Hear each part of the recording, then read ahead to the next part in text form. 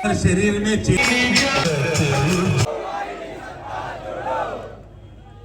కాబట్టి కేసులకు భయపడేది కాదు.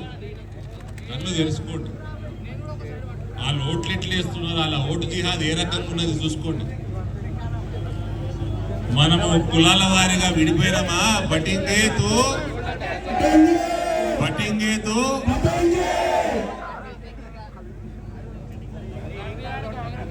ఇటు పుట్టోడేంటి ముఖ్యమంత్రి.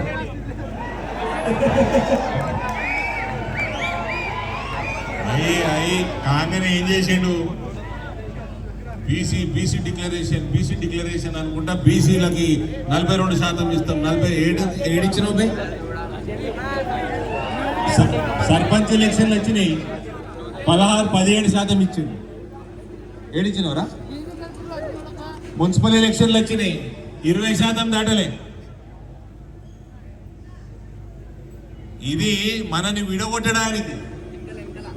అవతలేవో ఆడొకడు వచ్చిండు, ఈ హైదరాబాద్ ఎంపీ తమ్ముడు. పైన షేర్వాణి ఒకటి ఉంటుంది, बाहर शेरवानी एक, अंदर शरीर में छेद अनेक.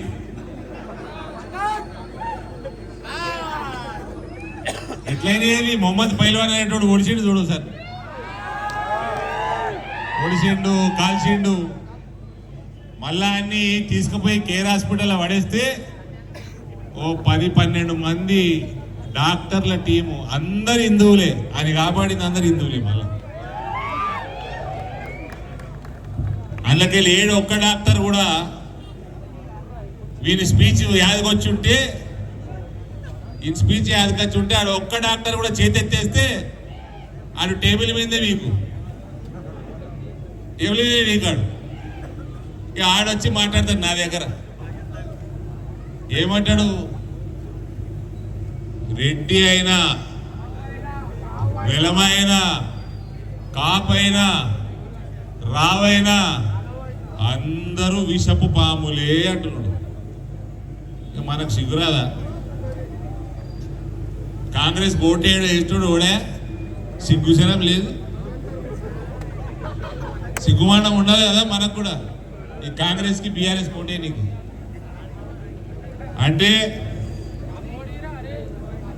మీరందరూ అడగవచ్చు, బీజేపీ పెరుగుతలేదు కదా అని. నా దగ్గర పెరుగుతుంది, నా దగ్గర పెరుగుతున్నది. నా దగ్గర ఎట్లా పెరుగుతున్నది కట్ పేస్ట్ చేసుకోవాలి, అంతే. కట్ పేస్ట్ చేసుకోవాలి. ఇందూరులో ఎట్లా పెరుగుతున్నది, వేరే దగ్గర ఎందుకు పెరుగుతున్నది, అవి చేసుకోవాలి. నేను ఏం చేసినా అవతల అయితే ఉంటుంది. అదేంటో ఈ 3 ఫేజులు ప్రతి ఇంట్లో ఇరిపోయింది. ఇలా తప్ప చెప్పండి. ఫస్ట్ ఫేజ్ చూసినాం, సెకండ్ ఫేజ్ చూస్తున్నాం, థర్డ్ ఫేజ్ చూడొద్దు మనం. అవునా? ఒప్పుకుంటారా? అందరూ? ఇంటికో శివాజీ తయారవుతారా? పక్కా చేతులు లేపు రోజులు శివాజీ తయారవుతారు. మళ్ళీ వస్తా శివాజీ జయంతి నాడు మళ్ళీ వస్తా. ఏ కులము, ఆ కులమోడా, ఈ కులమోడా అని చూసేది లేదు. కళ్ళు మూసుకొని కమలానికి కూతుడే, కళ్ళు మూసుకొని కమలానికి కూతుడే.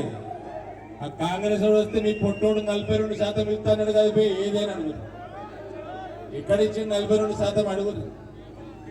ఫస్ట్ టైం క్యాబినెట్ 42% ఉన్నది అడుగురు.